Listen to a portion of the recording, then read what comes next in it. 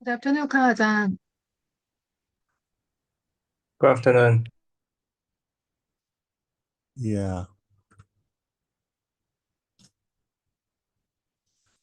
So we have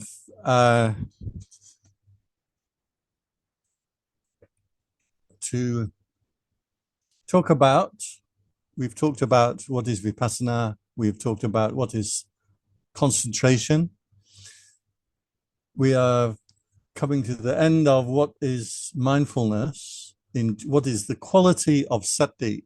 Specifically, we want to know the quality of sati. We've got this word recollection, which is really good word. To recollect, to remember, keeping in mind. These are the share screen 2.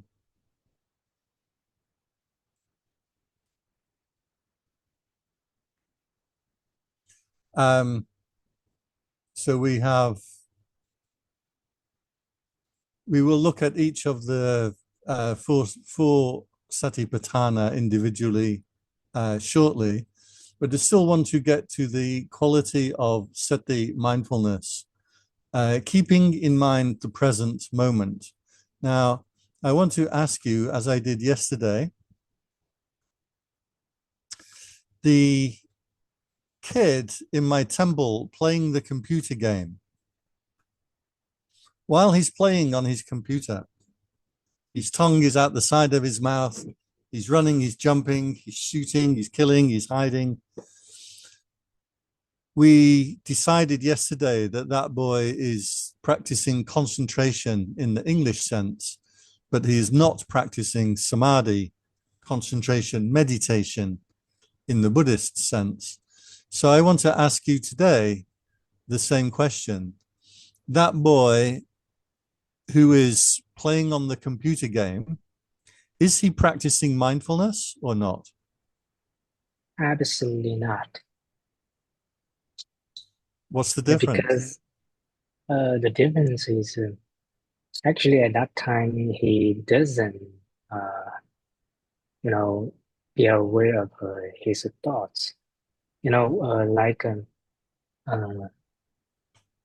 if practice mindfulness, the unwholesome state or unwholesome mind, those arises, and but at that time he doesn't know.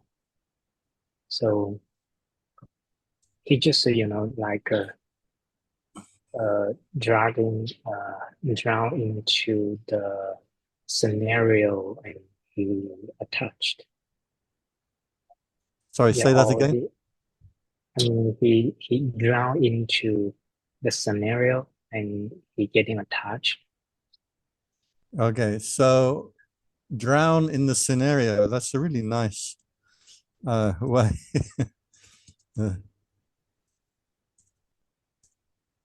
Drown in the scenario. It's a very poetic way. I like that. So yes, when you say drowning, I think that's a nicer way to say lost. Yeah. In. Yeah, Right. lost. Yeah. So the boy is now, what about the English sense? Is he being mindful? Not in the meditation sense, just in the sense of the English word. Do you think someone could use the word mindful? Yeah, you explained this morning is just be careful. Right. Okay. So I think in English, generally speaking, especially the modern day, we would probably say he's mindful, as in he's being careful of what he's doing, but definitely not practicing mindfulness meditation. He will not become an arahant by playing the computer game. So you actually hit, you were very quick. I didn't think anybody would hit on this point so quickly. But the point that you are making, if I can clean it up a bit, you said he must be mindful of thoughts, not just the game. So that's the key distinction. Is mindfulness, meditation, must include self-awareness. So by self-awareness, we're not talking about atta, anatta. What we're talking about, as Venerable said, is must be mindful of the thoughts too. Mindfulness is not just being aware of what you are doing. Mindfulness must be aware of you while you are doing it. Or in this case, the boy playing the game, sure, he's mindful of what he is doing, but he's not mindful of himself while he's doing it. He has no awareness of his thoughts, of his desires, of his intentions. He has no awareness of Dharma. He has no awareness of kusala and akusala. He's simply lost or absorbed in the action that he's doing. This is a very key distinction for mindfulness, because very often it's taught, if you are washing the dishes, you just wash the dishes. If you are walking, you just walk down the road. If you are cleaning your teeth, you just clean your teeth. Well, that's true, but that boy is just playing the computer game. So mindfulness must include mindfulness of the Vedana, Citta, and Dhamma at the same time. Not just mindful of what you are doing, but mindful of the thoughts, the feelings, the emotions, the motivation, and mindful of what is kusala and akusala too while you are doing it. So this is a key factor in mindfulness, our definition of mindfulness. You must be aware of yourself, not just aware of what you are doing. You do get the tricky problem then, of course. Somebody will come to you and say, but there is no self. How can you be mindful of self?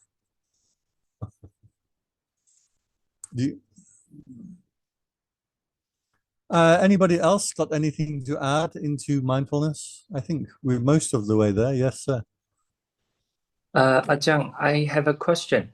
Is the mindful have to include all of it, all of your mention, include what we aware and the aware itself and the feeling and the mind, all include? So yes, as you practice mindfulness as you get better at it, remember when we read the sutta this morning and we said, or else he simply has mindful awareness necessary to the extent to know there is body, there is Vedana, there is Citta, there is Dhamma, and he abides not clinging to anything in the world. So in that sense, yes. However, as we are practicing, it is useful to have certain I don't know what the word is, certain jobs or tasks or exercises. That's a good word. So at some times we should emphasize, okay, I'm going to really practice mindfulness of liking and disliking. I'm going to watch carefully all today. Every time when I'm talking to somebody, when I like what they say, when I dislike what they say, from second to second. When I see someone, do I like the way they look? Do I dislike the way they look? With something that I eat, am I liking it or disliking it? So we can make an exercise by focusing on certain things. Same for the body. You can make an exercise out of focusing on the body. But yes, as mindfulness gets better or meditation gets more refined, as the citta becomes purified, then it's not necessary to pick out individual topics in this way. Simply have that mindfulness that is aware of all of it. You should be able to feel your motivation, your citta, your state of mind, know what you are doing, with practice. Thank you, Ajahn. Remember, the the process of meditation is to purify the mind. So there can be the feeling that we need to add more and more practices. And this is what happens sometimes in Tibetan Buddhism. They have these empowerments, and then they practice this practice and that practice and these visualizations and this tantra and this mantra. And then you add in until you gain like a resume in lots of different practices that you have done.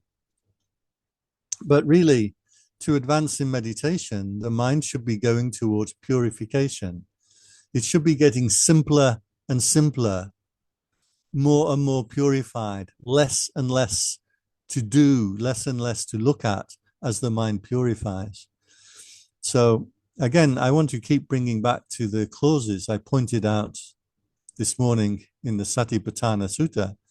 At the end of each section, the Buddha just says, or else he just has mindfulness and awareness necessary for knowing, and he abides without clinging to anything in the world. That's what we are aiming towards with the practice. So we should not be adding in more and more practices. The idea is to get more and more simple. I can give an example. I had one friend, and he's very sincere meditator, and everything his teacher told him to do, he would do it. A bit like Angulimala would obey his teacher, even when his teacher said, go and kill people. So this friend of mine, he would practice whatever the teacher told him to do. Anyway, after a while, it quickly became obvious that the teacher ran out of practices to give him, ran out of exercises. So the teacher gave him the patigula exercise, seeing the unpleasant nature of things. And so this guy, he started to look at websites of dead bodies and murders and hanging and all kinds of really, really unpleasant things. And after a while, his mind became obsessed. Everywhere he looked, he would just see evil, disgusting, unpleasant things. And he became very unhappy. So he's carrying the practice too far. The practice of patigula kammatthana, or seeing the unpleasant nature of things, should be used just enough to break attachment. Then you dwell, not clinging to anything in the world. So he'd gone much too far with it. He'd taken it up as almost an obsession, and it made him extremely unhappy. And only much later did he come across somebody who said, okay, you can stop doing that practice. So yes, we should definitely be careful about adding in more and more practices. We should be getting purification of mind, means that gets less and less conceptual frameworks in the mind. Presence, awareness just becomes more and more pure, more and more simple. Okay, I think we got everywhere as far as we wanted to go in sati, unless somebody has something added, something more to add. Can I ask, can we give 15 minutes to, let me check the chat here. Right, because his mind is lost in the game, yeah. If we can take 15 minutes, if everybody can give a 3-line explanation or 3-sentence explanation of what is sati or mindfulness practice. Remember to say what it is, how to do it, and why we do it.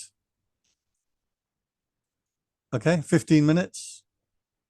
And then enter your answer into the chat.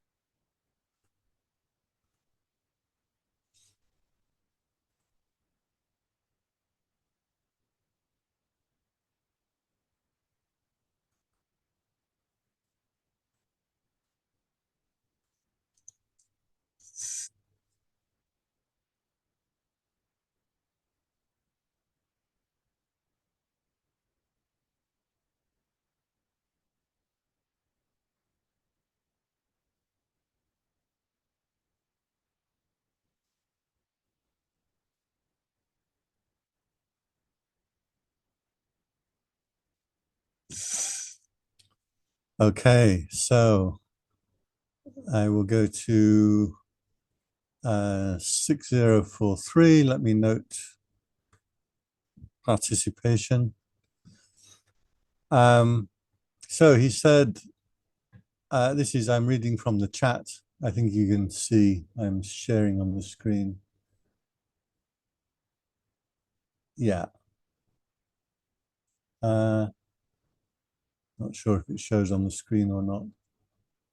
Anyway, in the chat, Mr. Wu Jun says, mindfulness, in brackets, sati, is the pure awareness that recollects the mind, alert in the present, not being lost in the past or the future.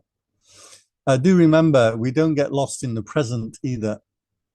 The boy playing the computer game is not in the past or the future, but he's definitely still getting lost or drowned. His attention is drowned. I like that.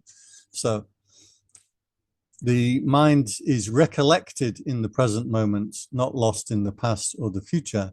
The practice of mindfulness is to train awareness towards the body, feeling, mind, and Dhamma principles without attachment. Okay, good. I like this word, train, because mindfulness is a training.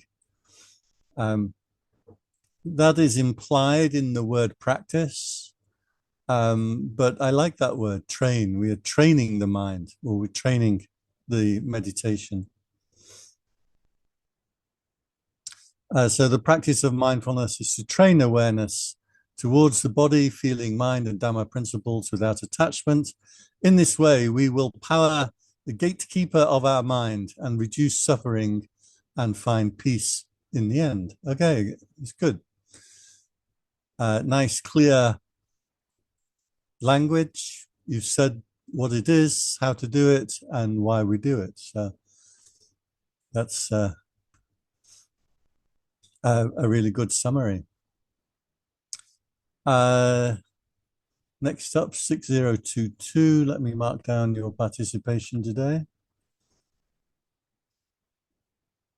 Sati is a Buddhist concept that means mindfulness or awareness. I would like to add there, it means mindfulness meditation or mindfulness or awareness meditation. Because awareness, anybody can have awareness, but the Buddhist practice is a meditation. It refers to being fully present and attentive to one's thoughts, feelings, and surroundings. Great. Practicing sati helps develop clarity, wisdom, and inner peace. Okay. I think if you are talking to the 14-year-old school kid, they will get a clear understanding from your explanation. 6003, that is Emma, participation. Sati is being aware of whatever is happening in the present moment in body and mind. Mindfulness meditation established attention in the body, liking and disliking, mind states, and Dhamma principles. Mindfulness involves judgment of what is skillful or unskillful in the meditation practice. Again, really nice and clear. The only question somebody would have is what are Dhamma principles? But of course, then we would have to explain that too. So yeah, good. 6019, Miss Ain't Shun Lei Zo, mark down participation. I marked down participation. I just want to see who is participating in the class. Some people may turn on their computer, we never see them. Mindfulness meditation is the practice of paying full attention to the present moment instead of worrying about the past or the future. It involves observing your thoughts and feelings and sensations without reacting. This practice can make you more in control of your emotions and bring a greater sense of happiness. Yeah, good. You added in the idea control of emotions, which I think is important. Mindfulness is not just being observant, but it has that element of being in control. So yeah, that's a really good line to put in. 6019. 6041 would be Miss Zhang Zhu. Miss Hurong Yu. Mindfulness meditation is a practice that trains the mind to focus on the present moment. Again, I really like that word train. Acknowledging the four foundations of body, feeling, liking, disliking, and neutral feelings. Mind, reminding oneself of thoughts, whatever past or future, good or bad, and Dhamma principles. Mindfulness meditation is like a gatekeeper. He keeps strangers out and lets known people in. Mindfulness meditation will judge things, which means the purpose of acknowledging the right objects in every present moment. But don't follow them or drop into them. It is the continual work of mindfulness to be aware and acknowledge. Okay, to be aware of and acknowledge present moment conditions should be. Okay, that's good. That gatekeeper principle is important in meditation. You cannot rob a bank and be mindful robbing a bank. 6045, Venerable Tran Quang Hu, participation. I think sati is knowing clearly what you are doing and what you are feeling from your body and mind. For example, a guard at the gate of a house who comes in or goes out, he knows clearly. Little short, I think you need a longer explanation, but yes, he's accurate. Miss Mie Khan. Sati, first, sati is a function of the protection from the evil ones connected to the rebirth repeatedly by checking mind factors like intention, recollection of accumulated consciousness or unconsciousness deep inside the brain, and mind seed. Wow, you're going into Abhidhamma. With doubt different from the one of Nivarana. I think you mean Nivarana, not Nirvana here. Why do we practice? It matures and sharpens oneself, and then automatic sati practice makes the mind fixed and unshakable. That is, not getting stained from the outside or inside. By doing so, our consciousness becomes purified more and more and will remove all the causes to be born again. This word that you use, unshakable, is one that the Buddha used a lot. He said one who practices is shaken or disturbed, and one who practices, one who does not practice is shaken and disturbed. One who does practice becomes unshakable. So that's one of the words the Buddha would use. Here was my attempt. Mindfulness meditation is applying strong attention to present moment awareness. One does not allow the mind to get lost in the past or the future, or get absorbed in present activity. The meditator abides in clear awareness of body, thoughts, and feelings with a clear understanding of what is beneficial or not beneficial. I should have said what is wholesome or unwholesome. This practice produces insight into the working of body and mind and can lead to purified consciousness. I like the previous answer, by the way. It mentions the causes to be born.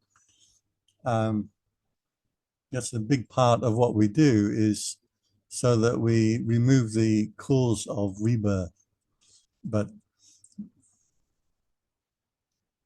That will get into some deep arguments. So 2-3, mark you down as participation. And for 5, we've got.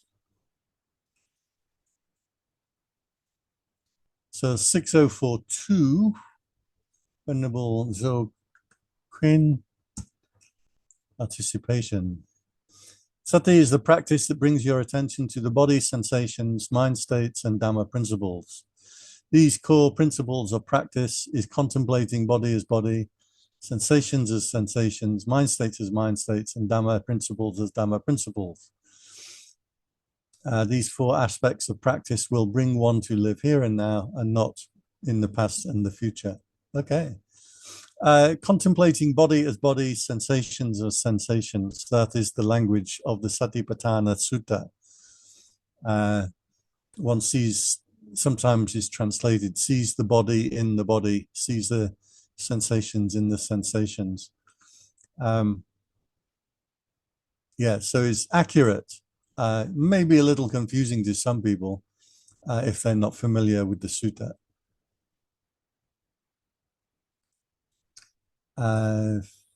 Finally, Zume Kui 6037, participation. Mindfulness can be simply understood as consciously focusing on the present experience without judging or reacting to it. It includes the following core elements: present moment focus on feelings, emotions, and thoughts, non-judgmental, observe your inner and outer world with acceptance and openness without judging what you experience. Awareness, you stay aware of your internal and external environment and consciously control your reactions to it. Yeah, good. I like the idea of control. Mindfulness is a lot about control. It's not just about observation.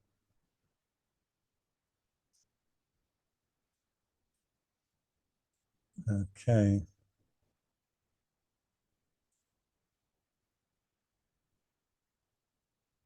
And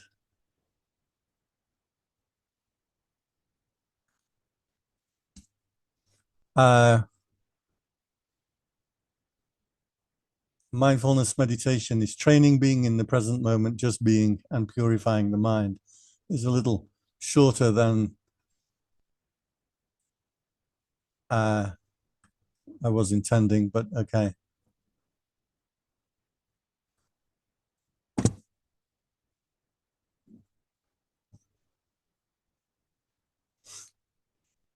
Okay, I think you are getting the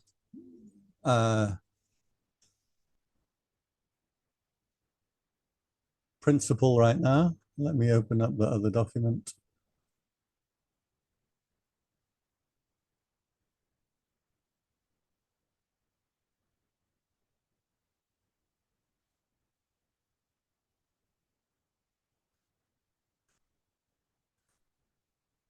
In case you are wondering why my document does not look like your Word documents, this is the free Office suite, LibreOffice Writer that you can see here at the top.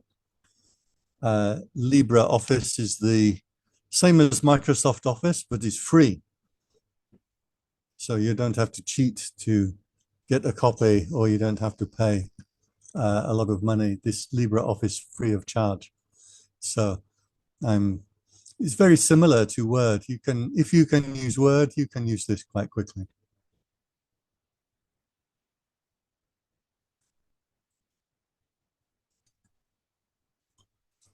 Okay, next up, can you please explain what is mindfulness?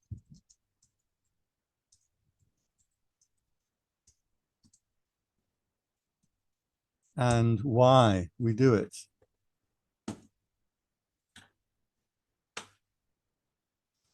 If I can give you 10 minutes, answer this question by yourself and put into the chat. What is mindfulness of body and why do we practice it?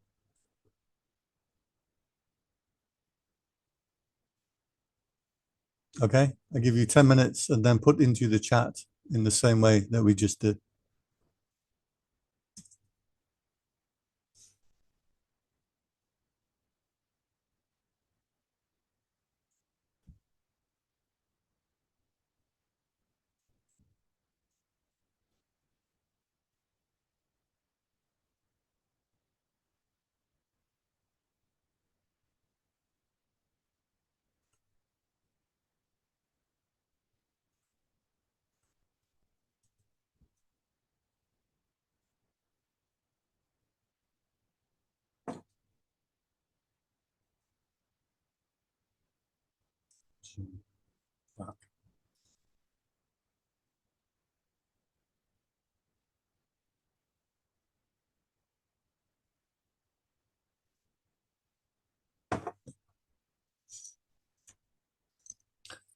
Just while you are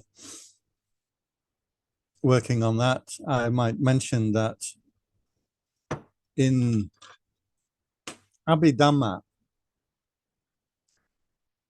according to the Abhidhammata Sangaha, which is the main text, Burmese text by Anuruddha Thera, which people learn when they come to study Abhidhamma.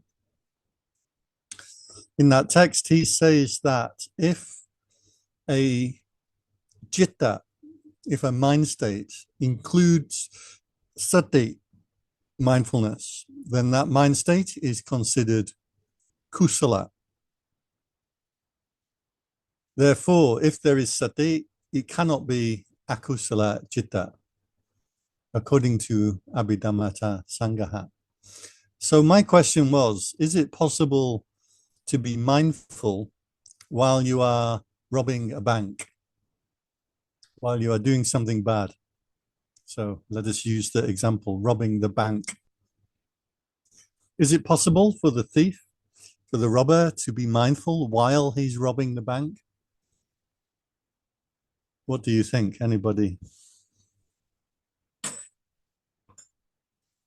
If he can be mindful, that would mean that sati does not only apply to kusala citta, according to Abhidhamma. What do you think?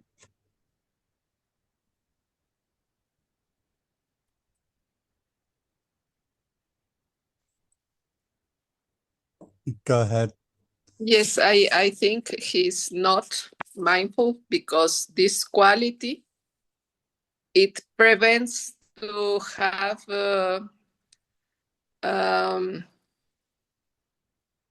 insane thoughts.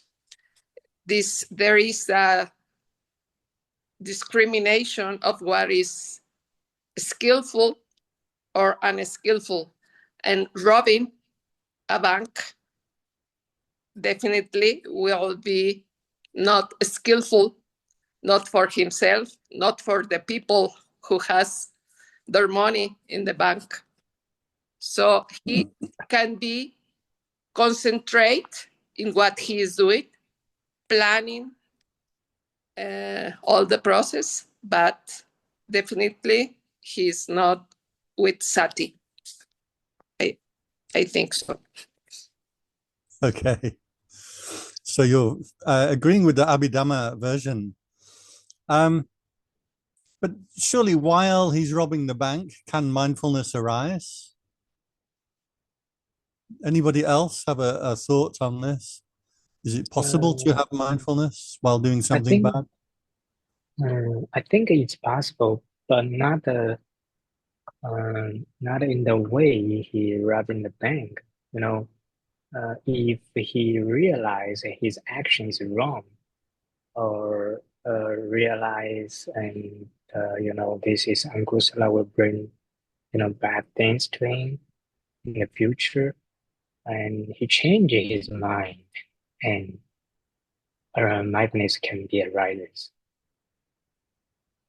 Yeah, I mean it's possible, but it should be like the mind can be changed, not while he rapping all the angusala rises and then have mindfulness. So yeah. Okay. So if mindfulness arises, he should change his course of action. Seems to be what you're Yeah, saying. right. Yeah. But it does seem to me that you can be mindful when you are doing something akusala. Now, maybe the question is, and I honestly, I don't know the answer to this question fully. I just find it an interesting question. One distinction we might say is whether the sati is micha sati, wrong sati, or samma sati, right mindfulness. So I had this discussion with one of the students, and he said to me, "Oh, Ajahn, the man robbing the bank, he has sati, but is micha sati." And I said to the student, "I've never seen micha sati in the sutta." And he said, "Yes, you have micha sati." I said, "I don't think so." I said, "You have to find micha sati in the sutta and show me." Anyway, the next week he comes back and he has the sutta. And it's true. In the sutta, it says micha sati. Now, according to Abhidhamma, if you have sati, must be samma, must be kusala already. But according to this one sutta, it says you can have micha sati. And the sutta explains, if you have micha titi, if you have micha vayama, if you have micha vaja, if you have wrong practice on the other factors of the path, when you have sati, that is considered micha sati. So I thought that this student's explanation was quite good. Maybe the man robbing the bank, he has sati, but is micha sati because it's not supported by not supported by sila, right? Sila. Anyway, that was his answer, this one monk. If in this case, in the sutta, you mentioned about like both sides, the sati is kind of wild, not just samasati. Yeah, we can say the one who robbed the bank and they have michasati. They should be refers to michasati. Right. But it seems to me that I can bring sati or mindfulness to a wrong action. If I'm killing something, for example, if I'm killing a cat, say the cat makes a noise. Actually, in my temple, the cat was defecating poo outside my door. So I want to kill the cat. Now, let's suppose that I am killing the cat. I've got the knife in my hand. Here, I've got the knife in my hand and I'm killing the cat. Is it possible for me to bring sati, mindfulness, to my action so that I know, wait, this action is the wrong action? Surely that is bringing sati or mindfulness to an akusala mind state.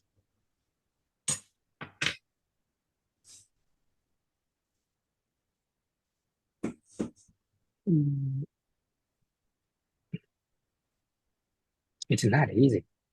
You know, when usually when we do the action, not be mindfulness on body or sensation or mind. Actually, we just pay attention on the action we are doing. You know, your attention pay on the cat, not on inside yourself. So in here, the the the the boundaries is quite different. Yeah, it's you pay attention outside, and the other thing you pay attention on your mind and body.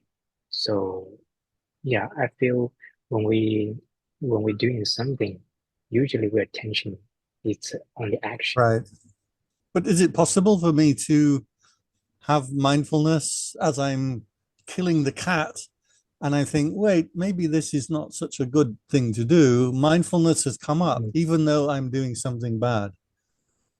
Yeah, for the monks, it's highly possible to happen because we have the like the training, the longer training we have, and the realization or awareness we can have quickly than the normal for someone they don't have any training.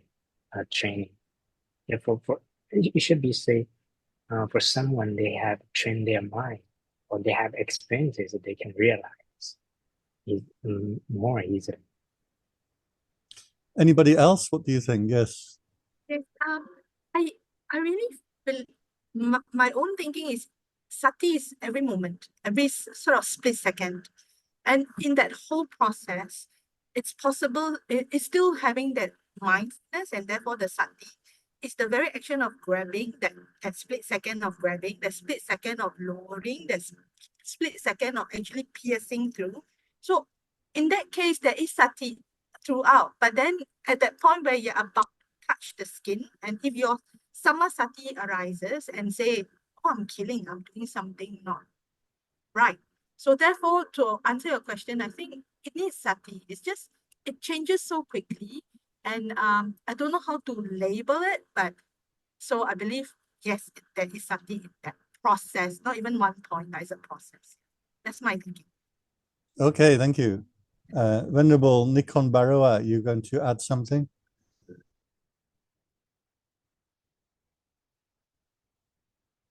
I think this is my opinion. If you think that you want to kill the cat, but you didn't get it the cat, and if you think like you have to kill the cat, but you cannot kill the cat, if this present moment, this action, I think this is the bad akusala karma. Because Buddha said that Dhammapada sabba papassa akaranang kusala sampasampada sasitva pariyadapanang etang buddhano sasanang. That's why if you said that you have to kill the cat, but you didn't kill, I think this is bad karma. Like that. Okay. This is my opinion. Can you put that Dhammapada into the chat? Then I can look it up and I can see exactly what you are talking about. Can you find that Dhammapada phrase? Find the phrase on the internet and just put in the link into the chat. This is a Bengali version and Bengali version, but English version maybe I cannot find. You can look up the Pali and then you should come to the English version easy. See if you can find it. Just try for a minute. Yes, I can try. Okay. Anybody else? What do you think? Is it possible to bring mindfulness to a unwholesome action that you are doing? I'll give another example for it. I'm driving my car and somebody annoys me they drive in front of me, they cut me off, and I wind down the window and I shout at them, "You idiot, what are you doing? You shouldn't be driving a car." Surely at this point, I can have mindfulness that I am acting out of anger.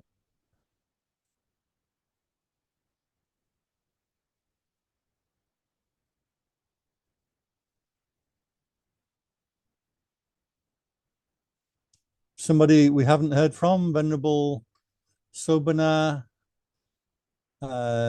Miss Ain't Shun Laizo, Zuwintu, somebody, Sueme Q. Are you here? Are you sleeping after lunch?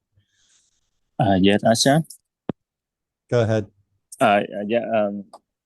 I will share about my opinion about this. Before we discuss about this, is the sati or not. So I think we should think about the ethics about first about this action.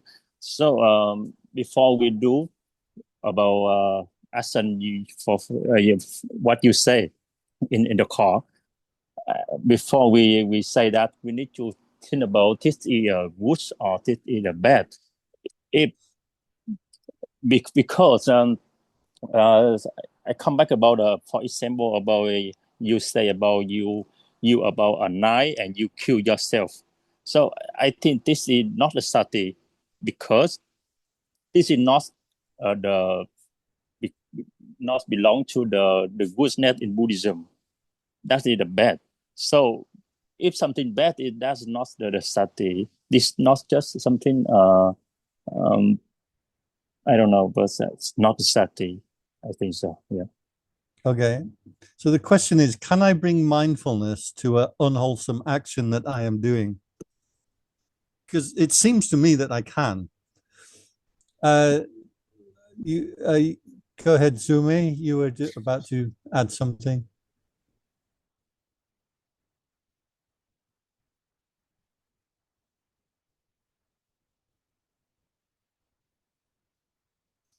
Sume Q, can you were going to add? Yeah, I'm here. Yeah, I think sati I think in body inside peaceful, not unkind action. Yeah. So we cannot have mindfulness with an unkind action. I think for body inside, if have peaceful, now not have unkind action. Yeah. Okay. Ajahn, Yes. I guess I think one case is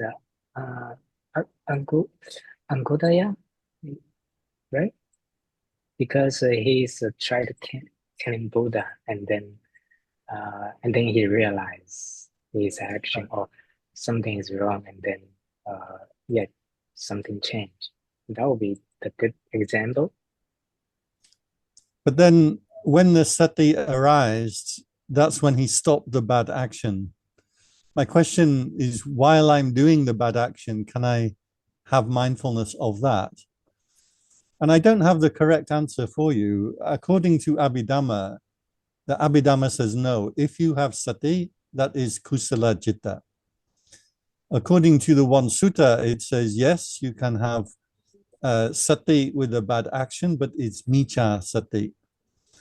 According to my own experience, sometimes I'm doing something bad. And I know that I'm doing something bad, especially angry, you shouting out of the window in the car. I know I'm angry. I know it's not a good thing to do. My mindfulness can still apply to the wrong action that I'm doing. Otherwise, I can't learn. Surely, if we're practicing mindfulness, we want to study and understand our bad behavior just as much as our good behavior. So it seems to me that you can have mindfulness with a bad action. But this question is open. There's not, I don't have a correct or incorrect answer. Yes, Ajahn, I would like to share in Chinese Mahayana Buddhism, there is a famous story that the Zen master killed a cat to educate two students to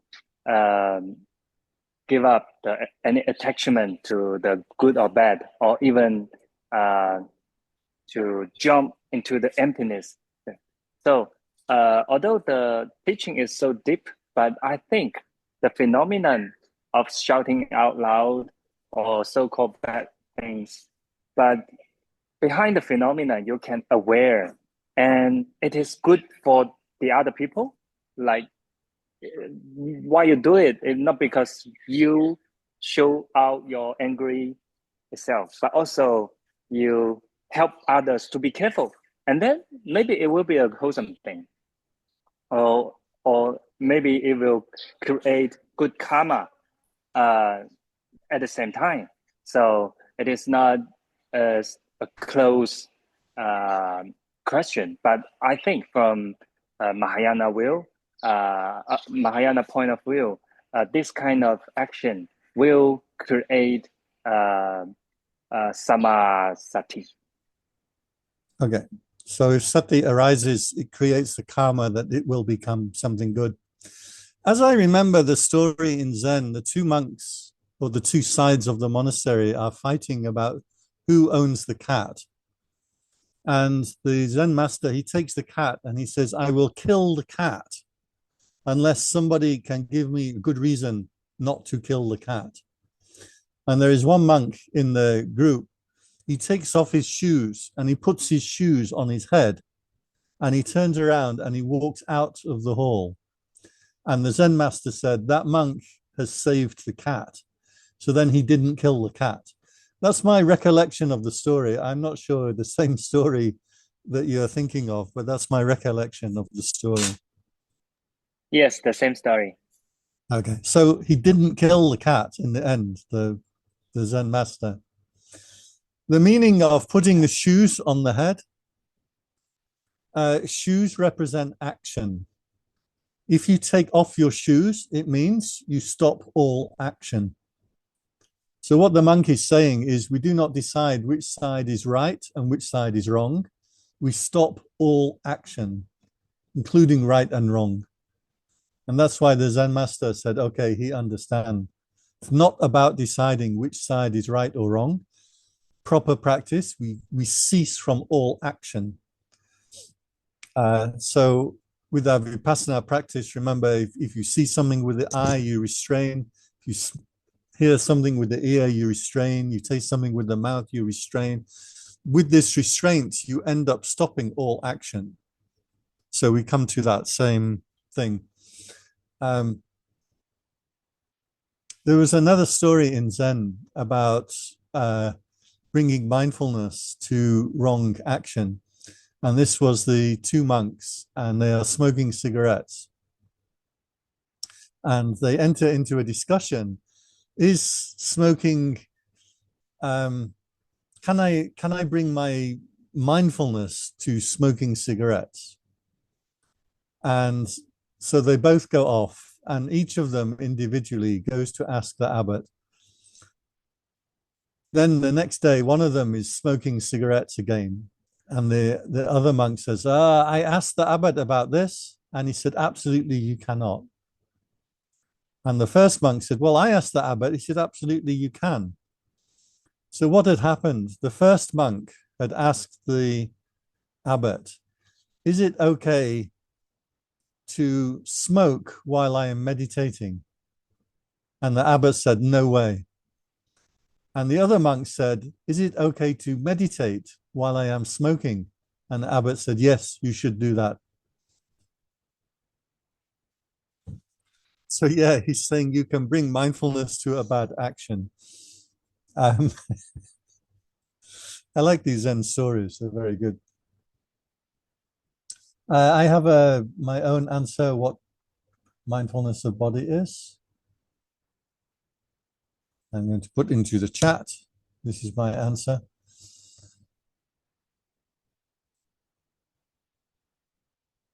Okay, so let me come up to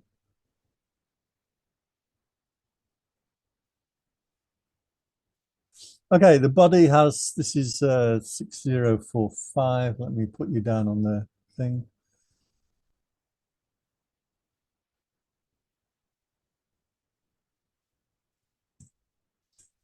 The body has four main activities: walking, standing, lying down, and sitting. So mindfulness of body is observing and noting how the body is. That's accurate, but you haven't told us really how we practice it or why we are practicing it. As 6018. Okay. Why practice mindfulness of body? In the long term, to practice or purify the mind of defilements on the journey to Nibbana. But in the short term, we purify the mind of defilements, achieve a sense of peace and clarity and balance in the mind towards tackling daily challenges and achieving upekkha, karuna, mudita, and metta in daily life. All correct, but you didn't say why.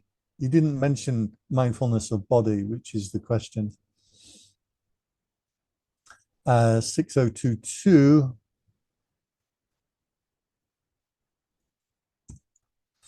Mindfulness of body means paying close attention to physical sensations, movements, and breathing.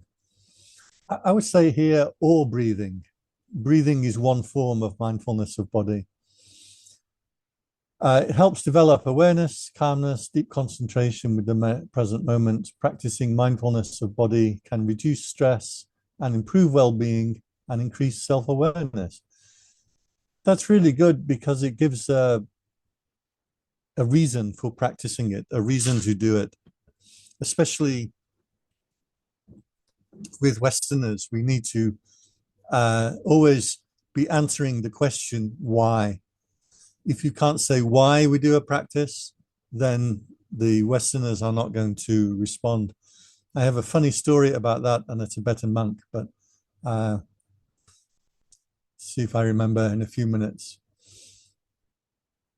6022. So Nikon Barawa, let me find your name. It's very helpful if in your name you put your student numbers in the name in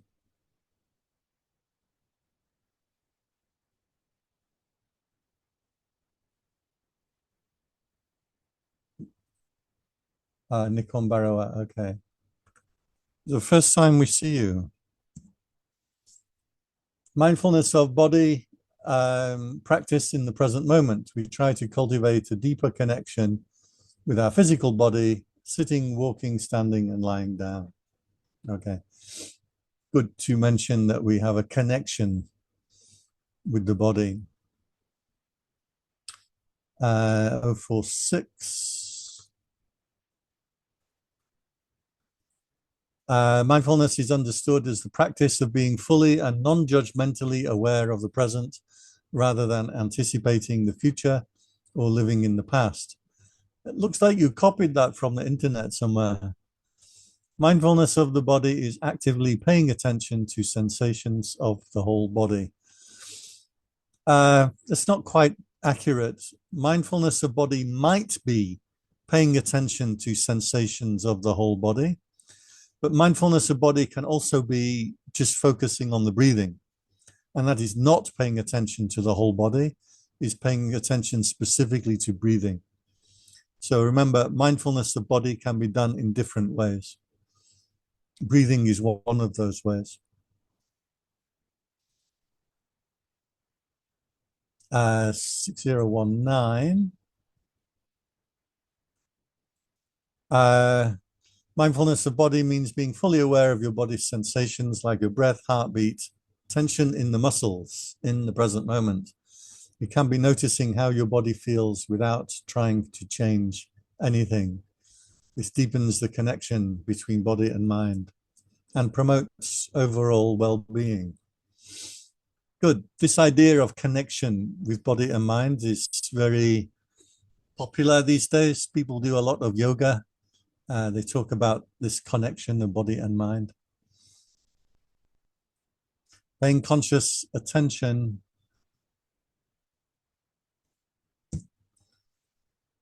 When I put two, P means participation and two means participation for a second time.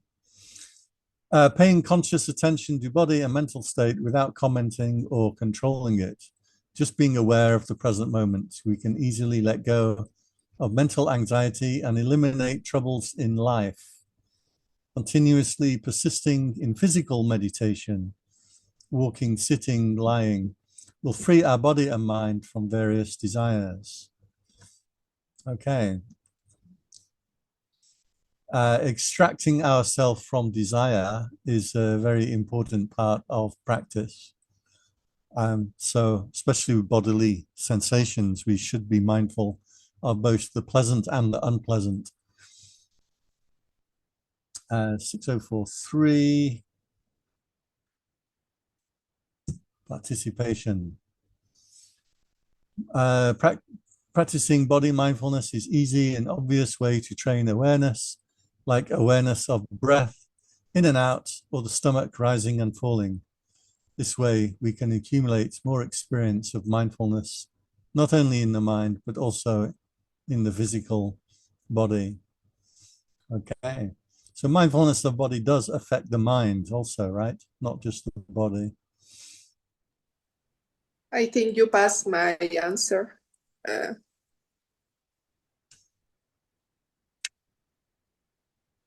Which one was that? Before the last one you read. I have this one, paying conscious attention to body and mental states without commenting or controlling it.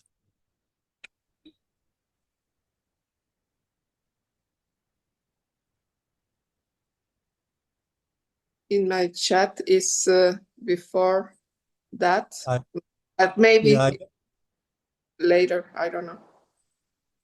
Put into the chat again, because I can't see it. Make sure that at the bottom you are sending to everyone. Yes, no, yes, everybody. Okay, sometimes I made that mistake. I didn't send to everyone, and I assume people can see it. I can see Emma's answer.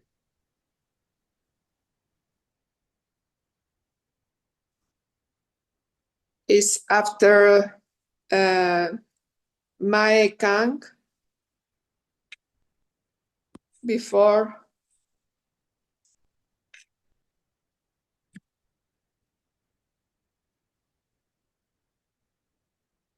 no, it went until the end.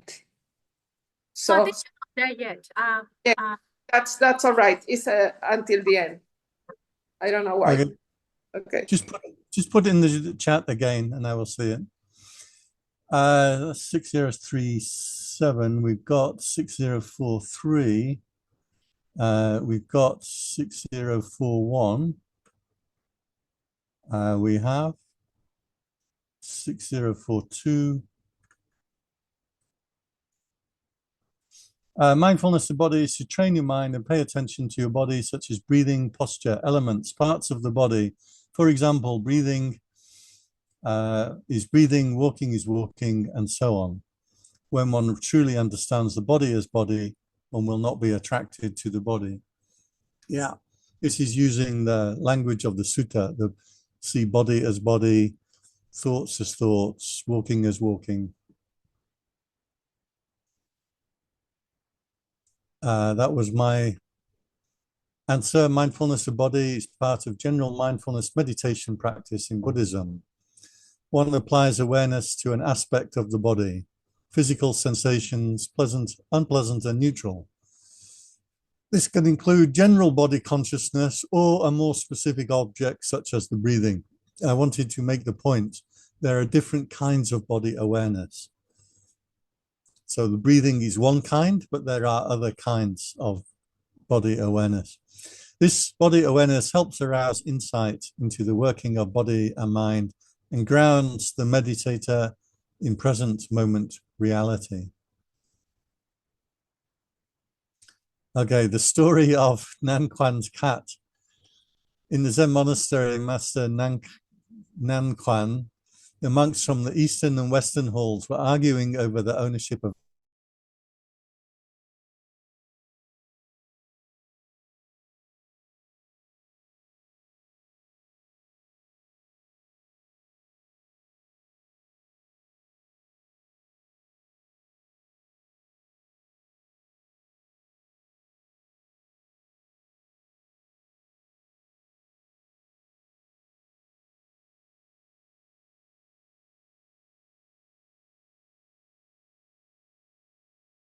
John, I have a small question. Seems you answered the second sentence look like mindfulness on sensation, not on body. Sorry, say that again. I mean, your explanation of mindfulness on body, I looked at the second sentence. It seems it talk about mindfulness on sensation. Well, mindfulness of sensations in the body. This is not Vedana. Vedana is liking and disliking. So here I'm talking about being the physical sensation of the body. Physical sensation of body is not still is a sensation. I think you're confusing with Vedana. Vedana is specifically liking and disliking, pleasant and unpleasant. Yeah. But if you have attention to the body, you must be able to feel it. So you are feeling the sensations, the physical sensations of the body. It's just my personal Yeah, I understand. opinion and explanation. Yeah. Yeah. Is, for example, the breath. I cannot pay attention to the breath without feeling the sensation of the breath. I must be able to feel the sensation.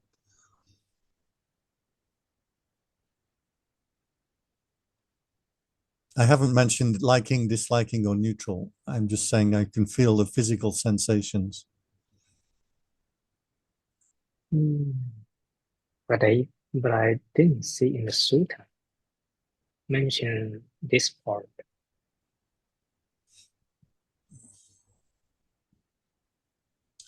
Okay. Mindfulness of body is the ability to keep something, the mind object, in mind going on. No, mindfulness is the ability to keep something in mind going on attentively. Contemplation of the body by focusing on the body naturally makes focused energy at this moment sharp and deep and develops insight that the body is flawed and not permanent. That is, not anything to cling to. Yeah, good to bring up the non-clinging aspect of mindfulness of body. Did I put you in 1, 2, 3? Yes, I did.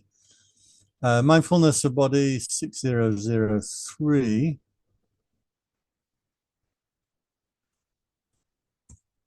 Mindfulness in body is paying full attention to experiencing the body, observing the breath, observing the postures, observing the repulsive aspects of the body. That's a good, accurate way to do it. Those 3 things are a good summary of the different ways of mindfulness of body.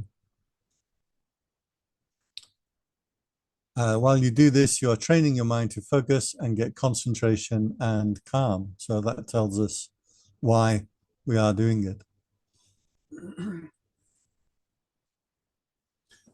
The story I was going to tell you, that I was with a Tibetan monk and we were doing a practice called Phoa practice. Oh, I forgot to share when I was reading then. Okay. Phoa practice, which is you visualize on the top of your head a white Avalokiteshvara Buddha.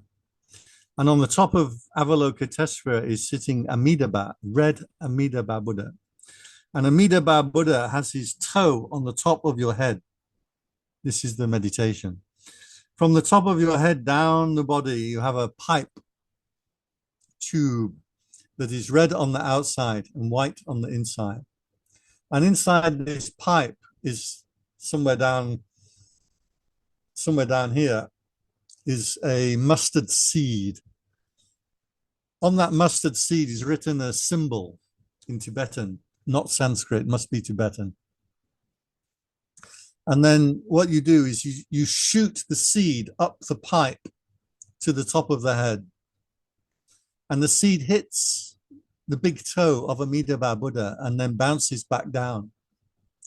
And you shoot the seed up the pipe by shouting out, "Hik!" And as the seed comes down, you say, "Ka." So we are in Malaysia, maybe 150 Buddhists in the hotel in Malaysia, sitting there shouting, "Hikka, hikka, hikka," like this, shooting the seed up to the top of the head. And then the Tibetan teacher said was, you do this practice, and then when you die, you shout "Hik," but you don't have Amitabha Buddha's big toe on the top of your head. So your mustard seed will shoot out the top of your head. This you do while you are dying. And that means that your consciousness will then go up to a heavenly realm, and you will not go down to a hell realm. So this is called Poa practice. I found it very funny in many ways. I don't want to disparage Tibetan Buddhism. They have been doing this for 1,000 years. I'm sure they know what they are doing. But for me, as a Vipassana meditator, I want to come to what's real. I don't want to be imagining things. So somebody said to the monk, said, how to spell the word? I think you mean the word. You can look it up.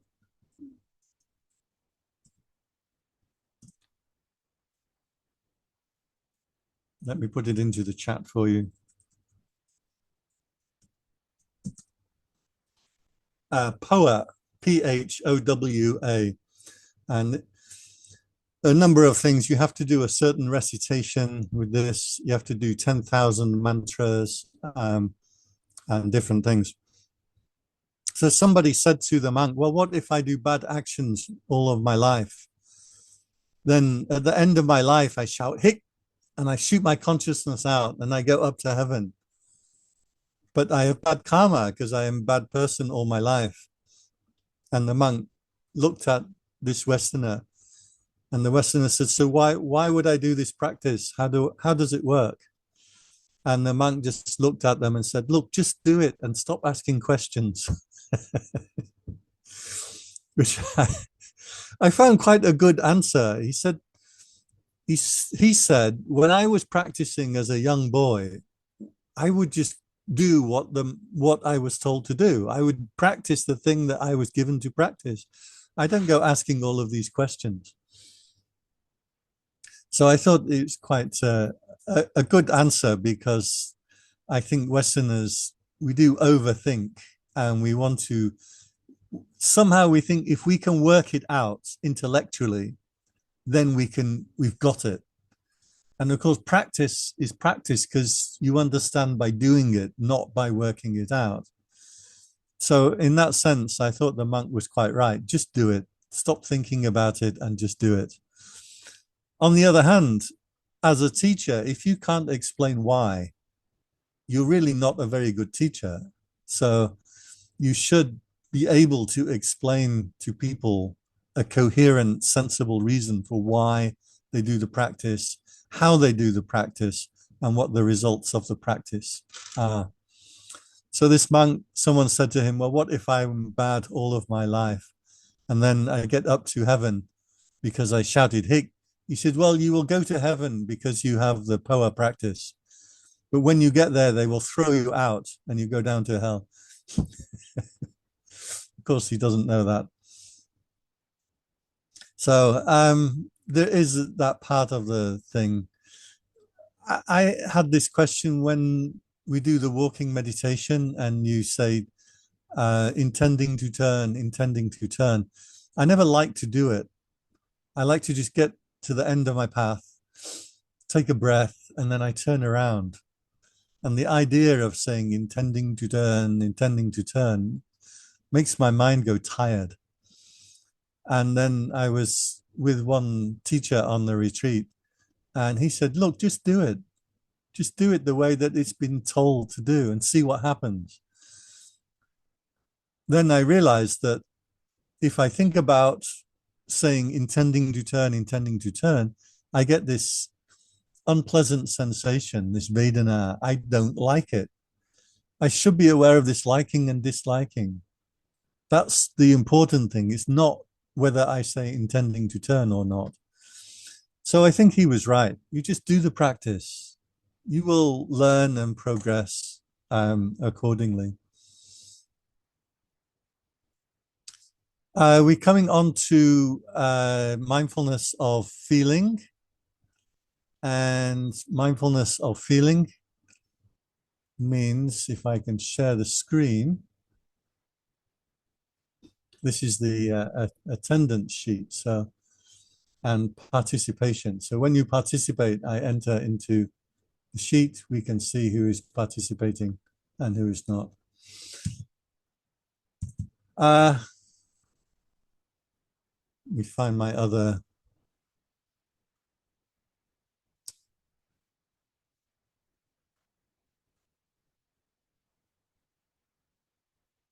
Just give me 5 seconds to find my other class notes.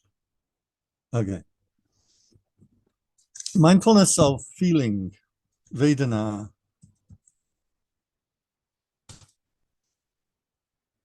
So Vedana is always translated as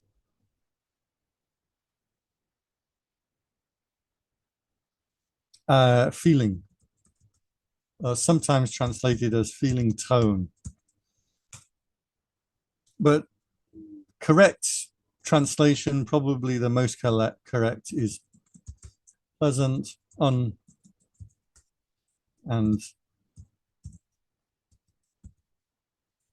pleasant, unpleasant, and neutral sensation.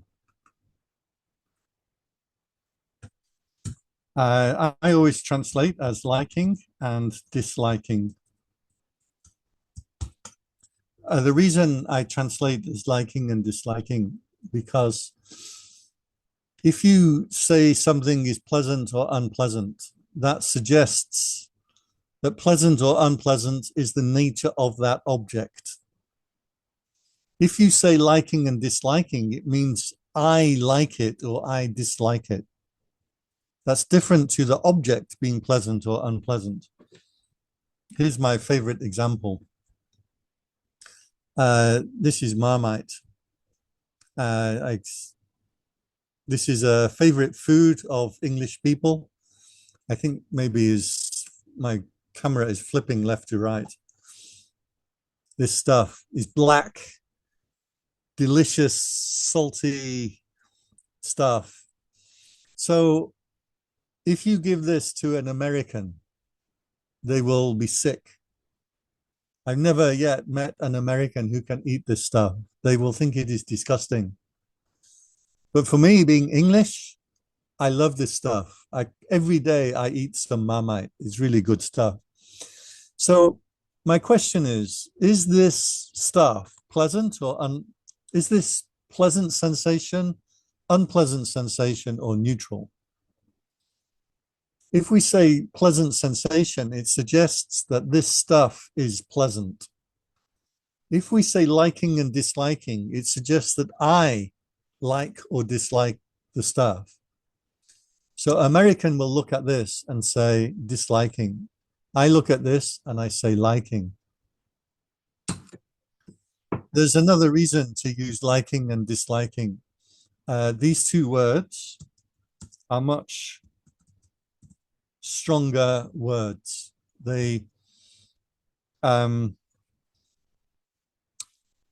if I hear some music and I say, oh, pleasant sensation, what does that mean? If I hear some music and I say, I like it, you know instantly what I mean. So using the words liking and disliking means that it's much clearer language. If I say to some yogis, second foundation of mindfulness, please be aware, pleasant sensation, unpleasant sensation, and neutral sensation. Like, okay, we can do that. But if I say, be aware when you like something and when you dislike something, this is much clearer as a meditation practice. So personally, I recommend that we use the word liking and disliking. You had a question, Venerable? Yeah. Here, what's the difference between sensation and emotion? Looks like those two are together. When you liking something and you have a great or craving or attachment. Yeah, those are not a sensation. Okay, right? attachment is a different word. That's upadana. So here we're talking specifically about Vedana. Yeah, yeah. I mean the liking and disliking. In when you disliking something or like a person or object, it seems including emotion or your but one is your feeling you don't like, and yet the other thing is your mind. You with some like deep emotion of anger or no for those emotions. Well, liking and disliking isn't analyzing into anger or different emotions. It simply means that when we feel a sensation, are we drawn towards it or are we repelled from it? So if I see my Marmite, for me, I'm drawn towards it. I have liking. Liking means I'm drawn towards it. Not necessarily in greed at this point. Greed will be a reaction. Greed and desire would be a reaction. It just means I like and like I'm drawn towards it. As soon as the object arises, the liking and disliking comes up with the object. The greed or attachment, that comes up as a reaction afterwards.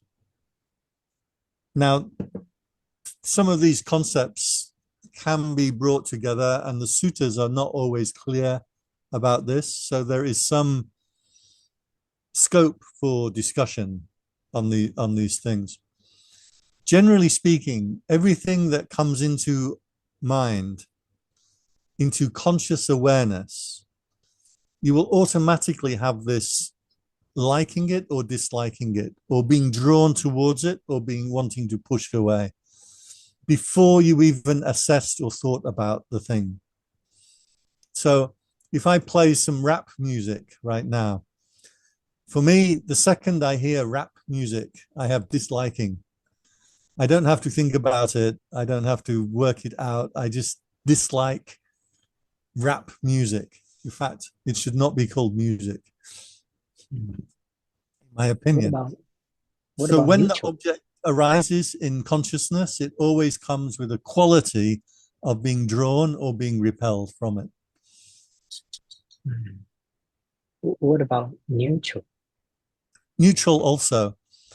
The reason I don't usually talk about neutral is because most people focus their entire existence around what they like and dislike.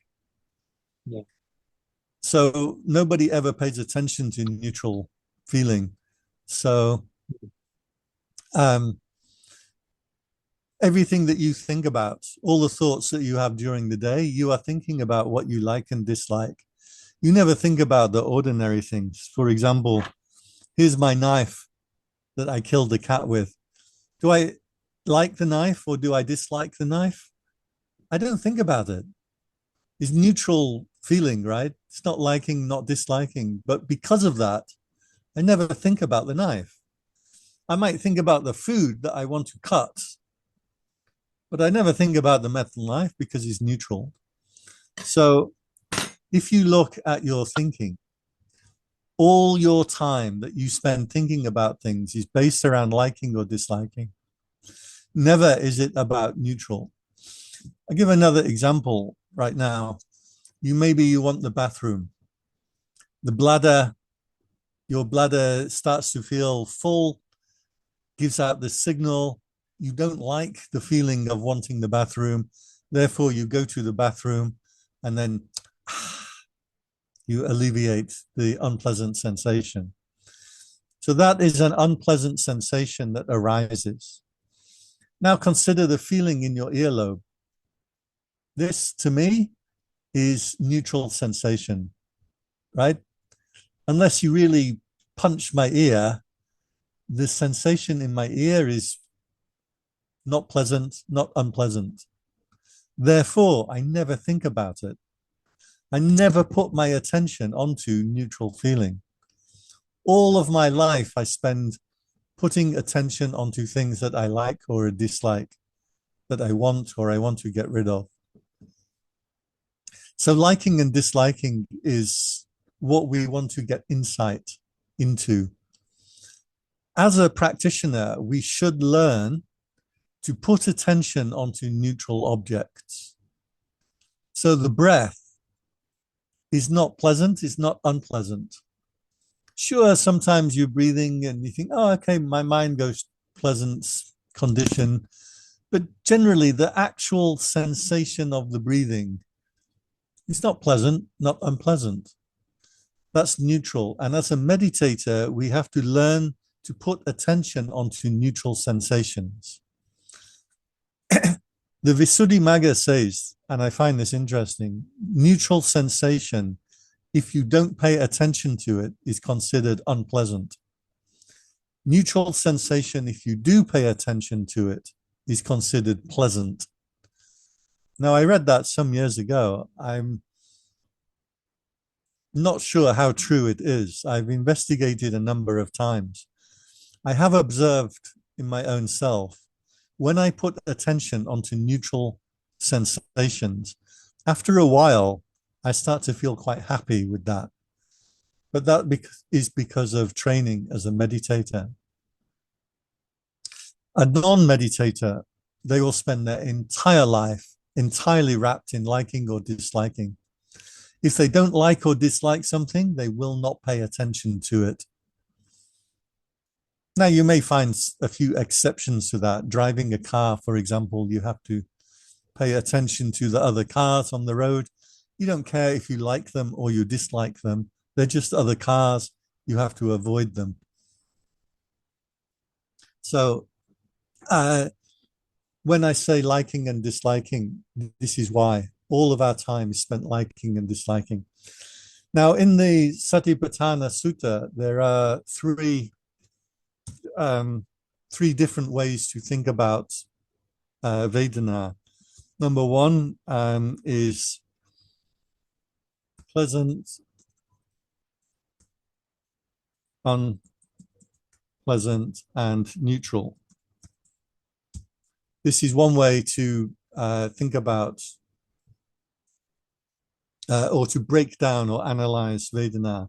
A second way you can do it is pleasant, and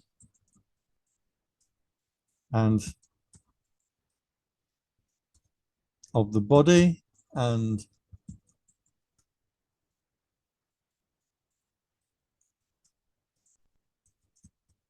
pleasant and unpleasant of mind.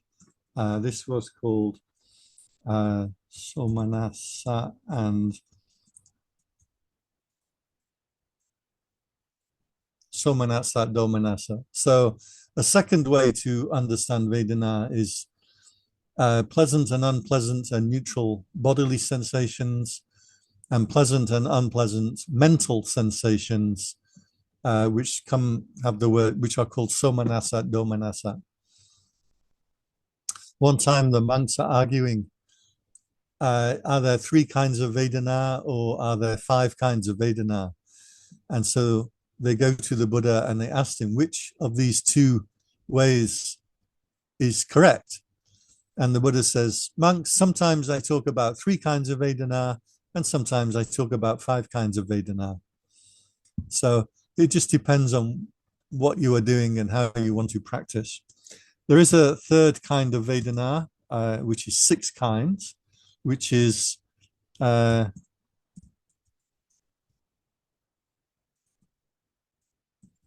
of the 6 senses. So Vedana of the eye, of the ear, the nose, the tongue, the body. So that's 6 kinds of Vedana.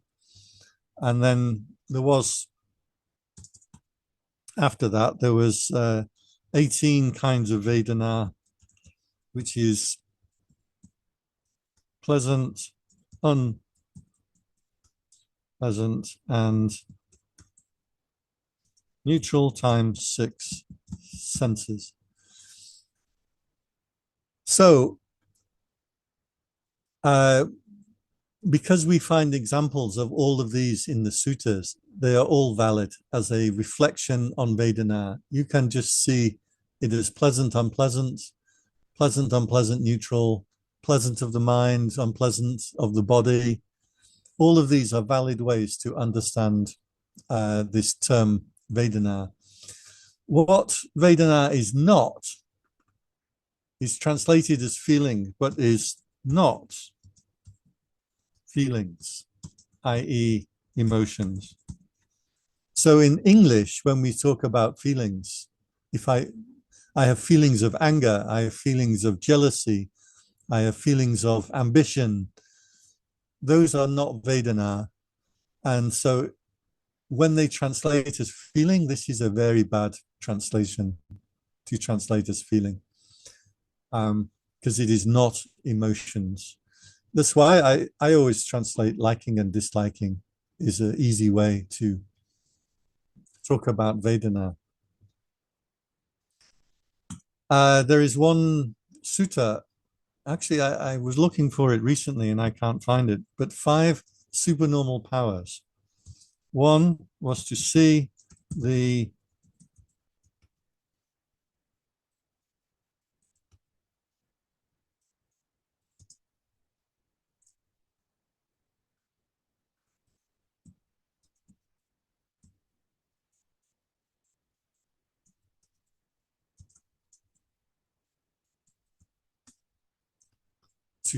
pleasant in the neutral. 3 was to see the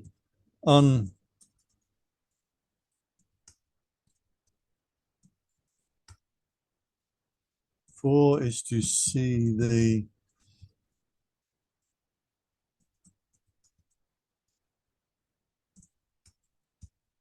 and 5 was to see the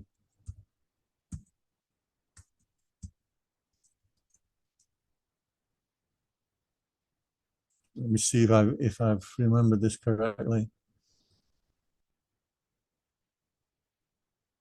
No.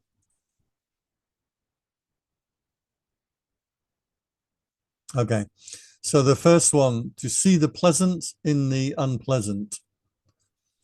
So what this means is when something seems to be unpleasant, we are able to change our perception of it. For example, if you see somebody that you really dislike, my usual example, Donald Trump. A lot of people really dislike Donald Trump. Well, in clause number 1, if we can see the pleasant in the unpleasant, we would take the idea of Donald Trump. We recognize that we are disliking him. Then we can change our perception and say, well, he's a human being. He has suffering like everybody. People criticize him, try and put him in prison, fake law cases against him. So we can manipulate our perception to see the pleasant in the unpleasant. The reason that we would do this,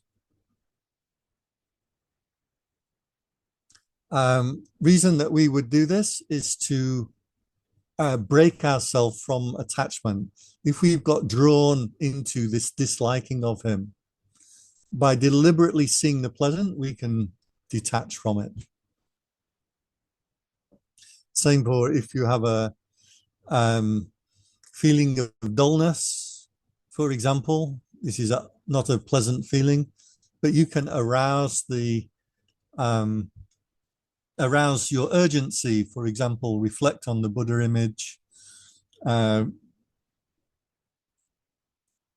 do something wholesome in order to break from the unpleasant feeling and bring over to see the pleasant in the unpleasant.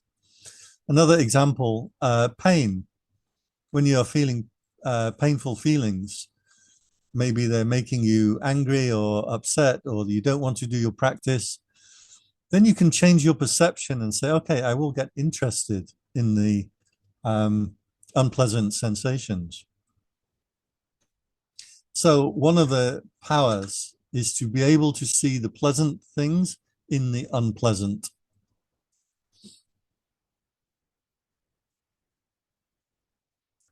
To be able to see the pleasant in the neutral For example, the breathing is generally considered to be a neutral sensation. It's not pleasant, not unpleasant, kind of neutral. But with training, if you train yourself, you can start to experience the breath as being a pleasant thing.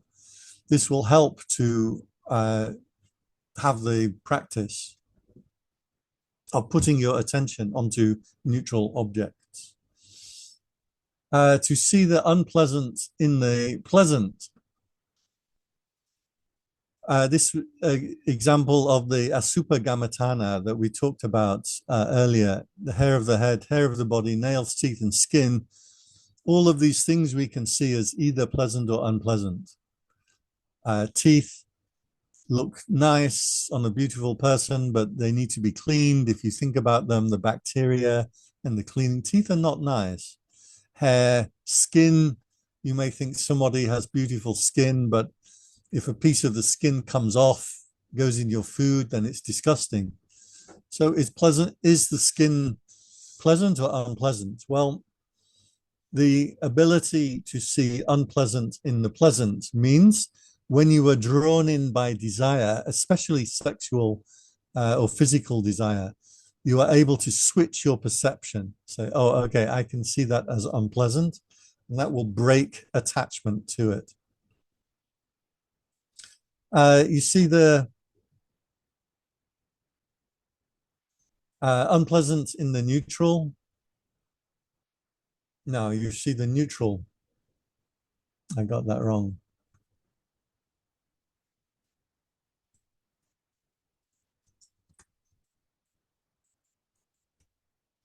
And the fifth one is you see the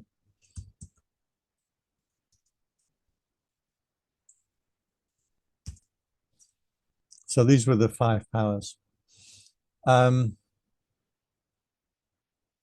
So seeing the unpleasant in the pleasant, reflecting on physical attraction or food. You can look at food in an unpleasant way to break your attachment for wanting to get the food. You think about the feeling when you've eaten a big fat pizza and your body is sitting there and you think, that feels nice. If you switch your perception, you think, actually, that feels heavy, feels unpleasant in my body. You can switch your perception, and the ability to switch your perception will help you to break from attachment. To see the neutral in the pleasant.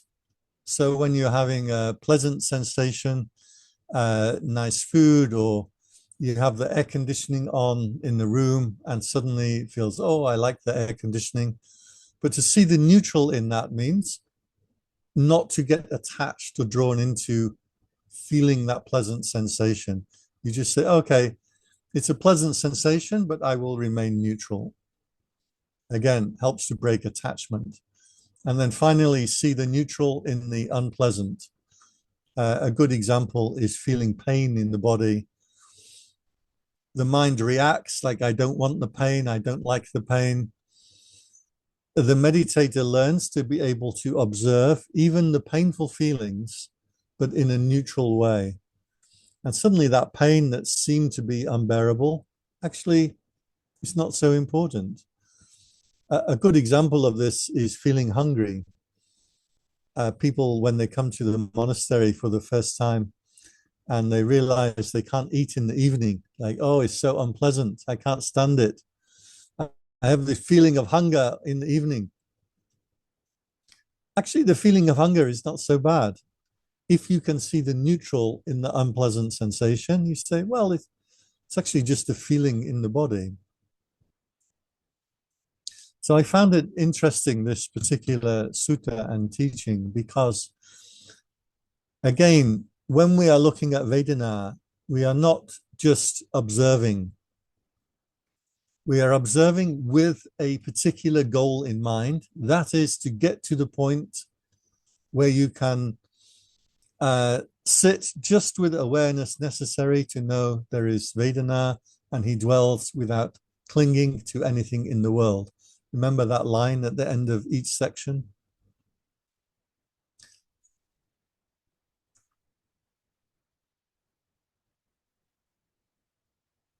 Let me see if I still have it.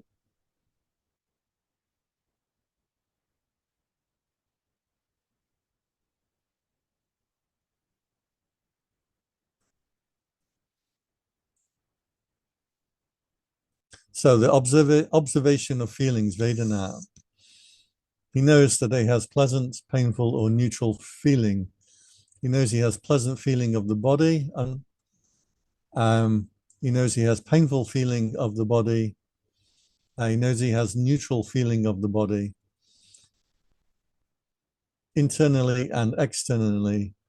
So again, you can count it as 2 kinds, liking and disliking, 3 kinds, like pleasant, unpleasant, neutral, 5 kinds, or 6 kinds. Just depends on what you want to do. So the point of these powers is you get to the point where mindfulness is established just enough to know that Vedana is existing, just to the extent necessary for knowledge and continuous mindfulness. Here he translates the word mindfulness, but the actual word is pati sati, which means continual mindfulness or uninterrupted mindfulness. And they meditate independent, not grasping at anything in the world.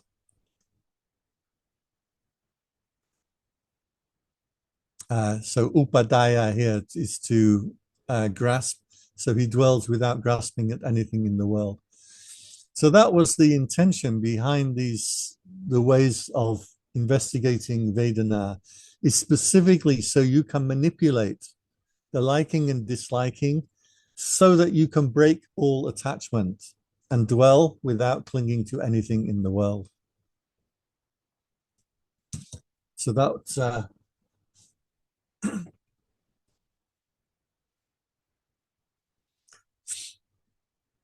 so is that clear enough? Vedana, certainly my view in the way that I practice, is not just being aware non-judgmentally. We are specifically viewing Vedana, viewing liking and disliking, so that we can free our mind from attachment.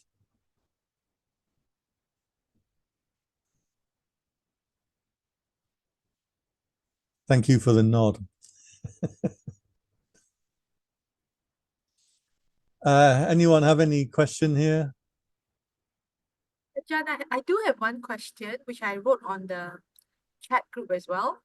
I noticed that since there are 3 elements, there's pleasant, unpleasant, and neutral, and that relationship to unpleasant, and the interrelationship, something seems missing here is the unpleasant in the neutral.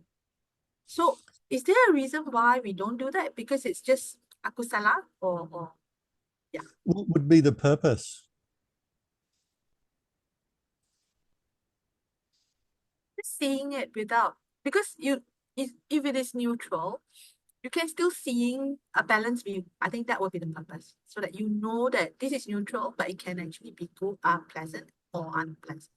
But why would you want to see something that is neutral as unpleasant? What possible benefit would that give?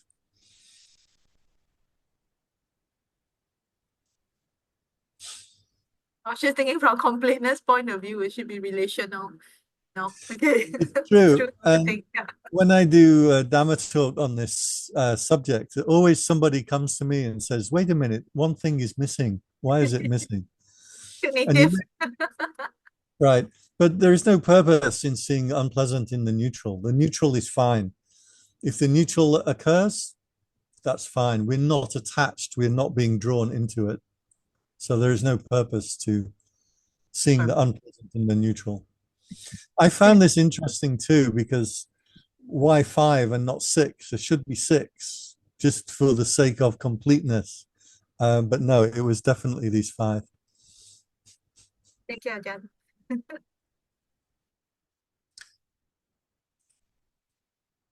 Okay, if we can take a short break and type into the chat short explanation. When we are practicing mindfulness of Vedana, what is it? How are we doing it? And what is the result of doing it. So please put into the chat. We have 15 minutes.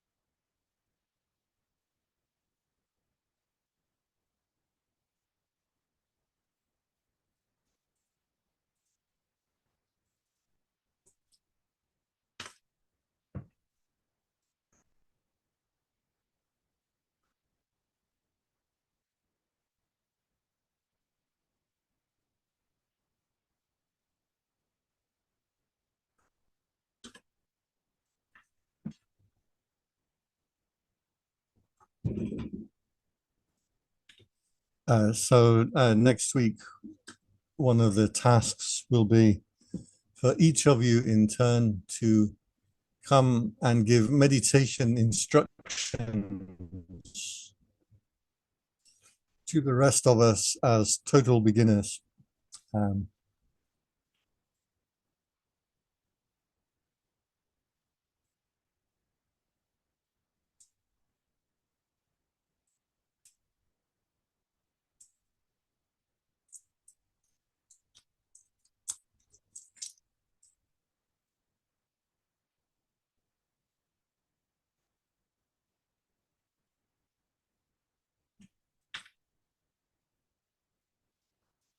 Okay. So we can come to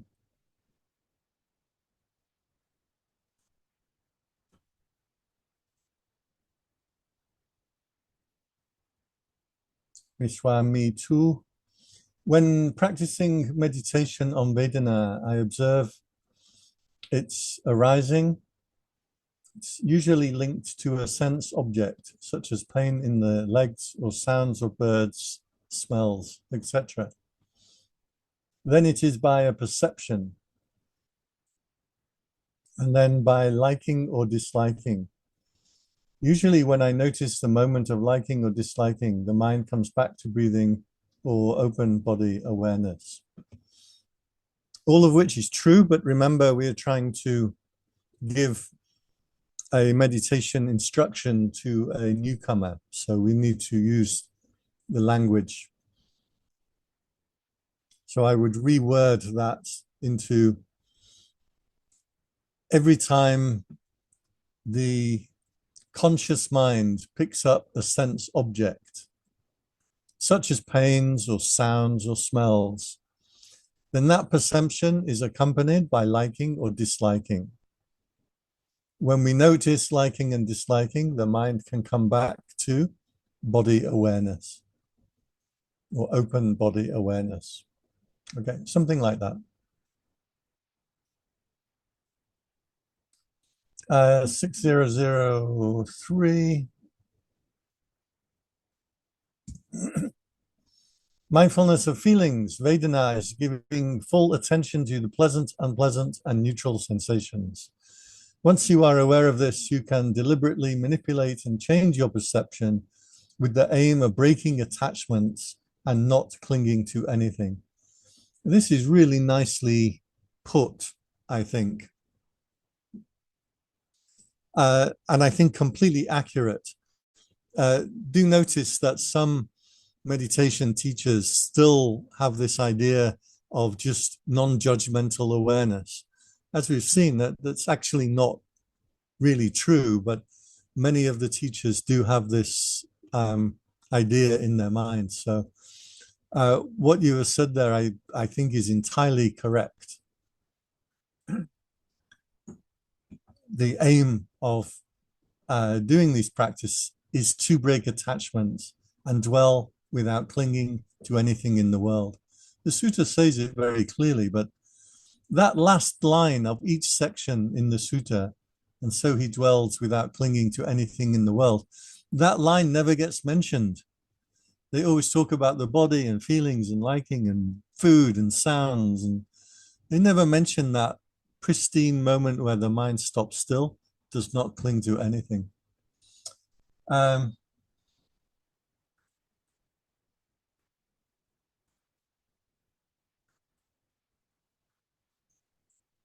Okay. Mindfulness of Vedana is a practice of observing feelings, pleasant, unpleasant, or neutral, without reacting to them, by noticing these sensations as they arise and pass, helping us to see their impermanent nature. Practicing this way helps us reduce our automatic reactions and brings greater emotional balance and clarity. Yeah, this is really good. Even in my answer, I should have said this too. Very important is we see the arising and passing away. Last section on each of the Satipatthana sees we see it arise, we see it pass, we see it arising and passing. Or else he just has awareness enough to know there is sensation and he abides not clinging to anything in the world. So yeah, for each of these clauses, of the 4 Satipatthana, we see the arising and passing. I also like this phrase, automatic reactions, because that's how people live their life, automatically reacting to things. If you automatically react, you don't have balance, you don't have mindfulness, you don't have patience. Most people in the world, they automatically react to things. Mindfulness of feeling, 0041, 6041. Mindfulness of feeling refers to being fully aware of how feelings arise and pass away in each moment without attachment or aversion. This is correct. Just remember the word feelings in English usually means emotions of love and hate and wanting. Here we are talking about pleasant and unpleasant sensation, or liking and disliking. It's a problem with the translation, right? In this context, feeling does not mean emotions, but rather the basic sensations of liking, disliking, or neutral feelings that arise from physical and mental contact. With practice, you'll learn to observe liking and disliking without getting attached or overwhelmed, leading to greater mental clarity and inner peace.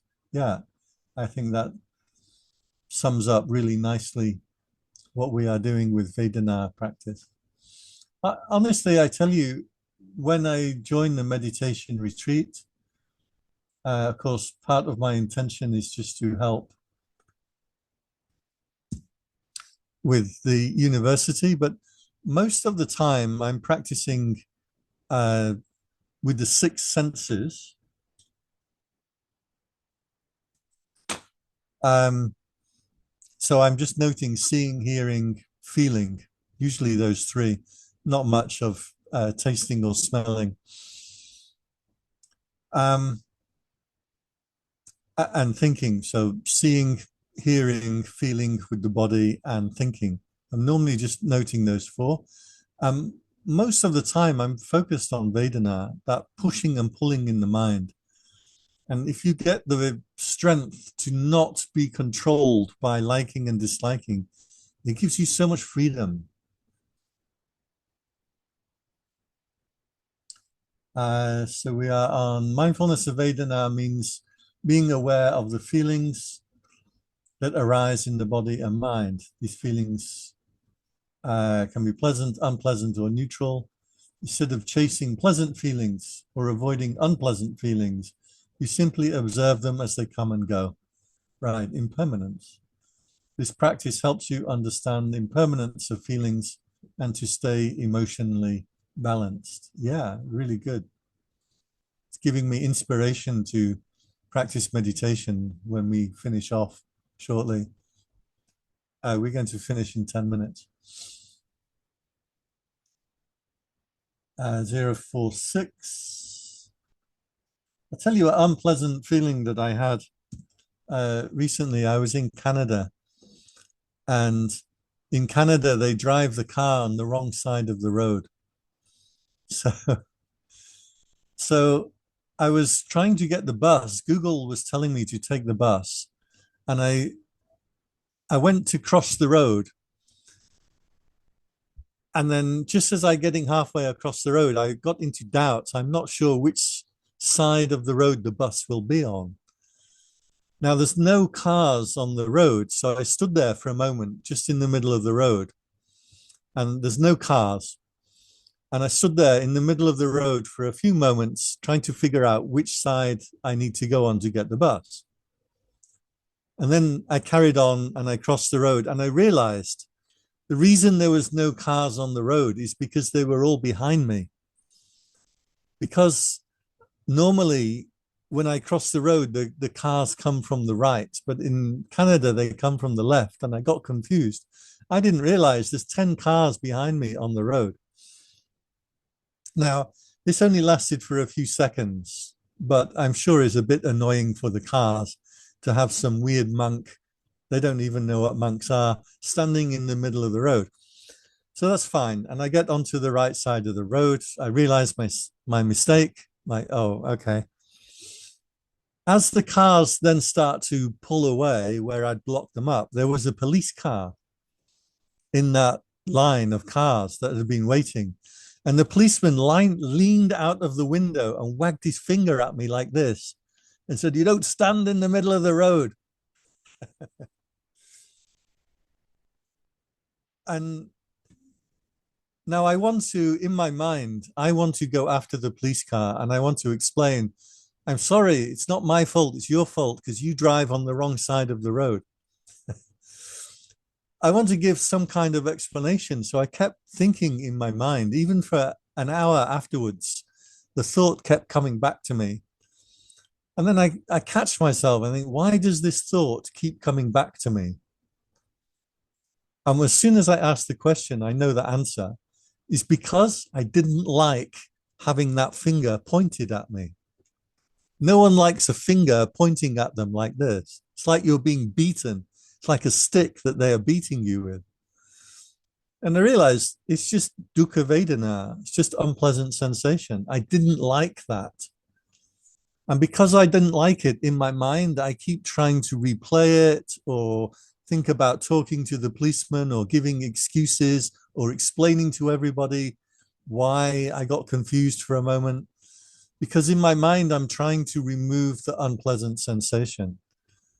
So then what do you do? Like, okay, having a finger wagged at me is just unpleasant sensation. I can forget about it. I've now unbound myself or disentangled myself from that Vedana. So honestly, I found this practice to be reflection on Vedana to be the like the most beneficial part of mindfulness practice over and over again. Okay, 046 Bhikkhuni Tuong Tuong Nguyen, I can't say the name. Mindfulness of Vedana is a practice of being present with the feelings that arise from sensory experience, helping to develop a deeper awareness of how sensations impact the mind. Okay, good. Let's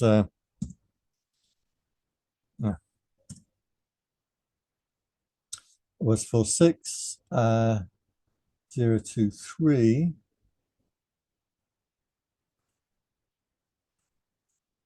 Third participation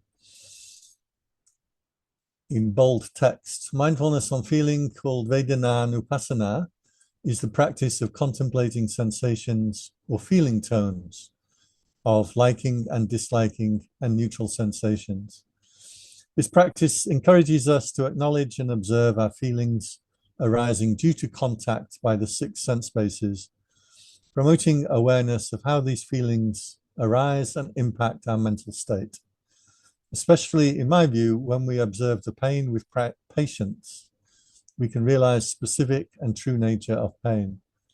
It leads to develop to a more to a higher insightful stage.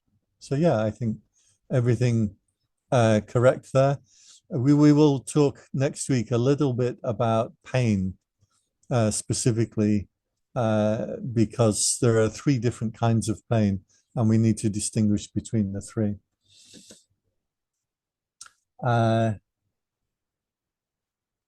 Another participation, Miss Zumi. Emotions and feelings are seen and experienced and flow.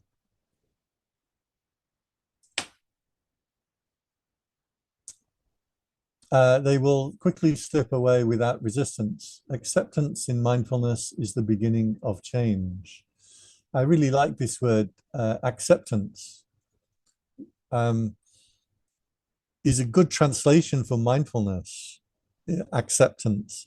If you are mindful of something, you are just accepting it. On the contrary, the more you want to deny your emotions and feelings, the more you rush to stay away and escape from them, the more they will stick and entangle with you. For example, when you are nervous, the more you ask yourself not to be nervous, the more nervous you will become. Emotions and feelings cannot be controlled by force. It should be adapted to and adjusted. Everything right in there. I would just be a little bit careful about talking about emotions when we are talking about Vedana. She said it in the right way. Emotions causes, or liking and disliking feeds our emotions. But generally, we want to separate the topic of liking and disliking from the topic of emotions. But anyway, everything correct here. And I like that you give a clear example. Examples are a really good way to talk about things. Most people relate better to an example than to an explanation.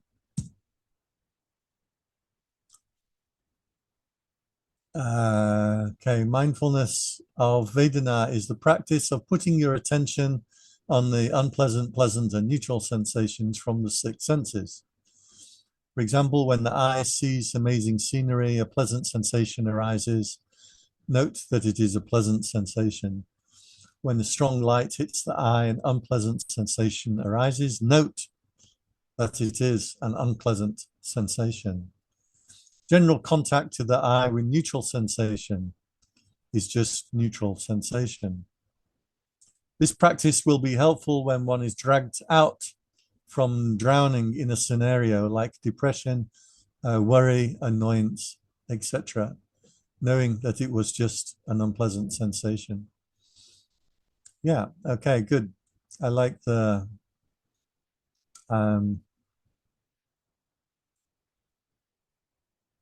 examples, like seeing the amazing scenery or something like that. It's just liking and disliking. I had this one experience in New Zealand. Somebody took me to see the amazing waterfall.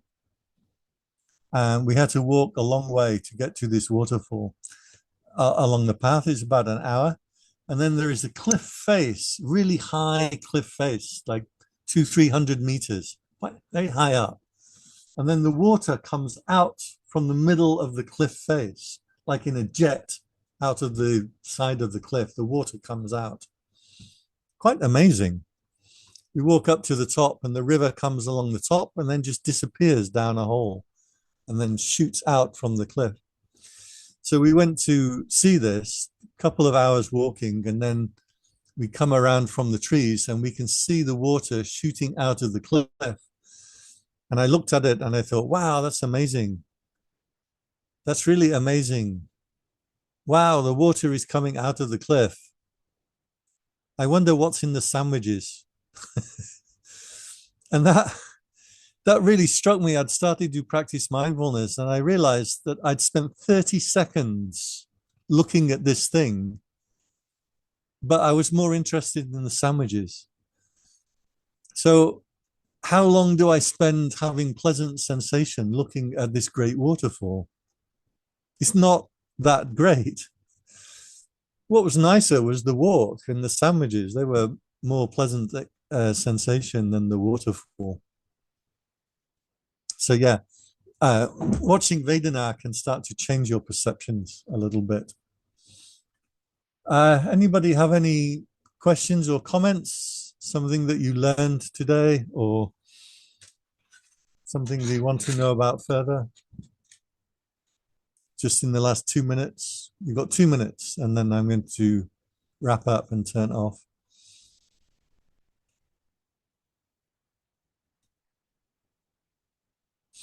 Okay, everybody good?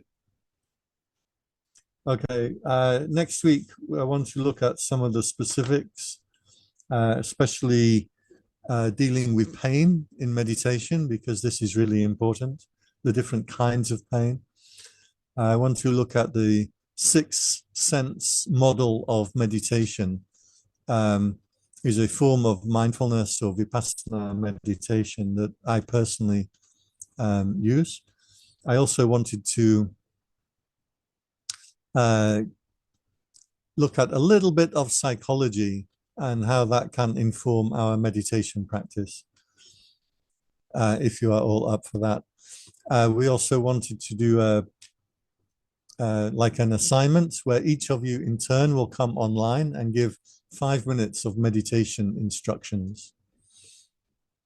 So we will do that next week. Okay, everybody good? Let me stop the share. If you're all good, then we can leave it for there today.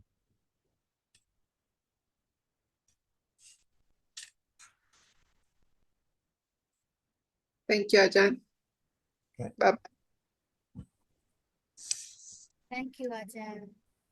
Okay, welcome. Bye-bye. Thank you, See you, Ajahn. Venerable. Thank you, Ajahn. Thank you, Ajahn. Welcome.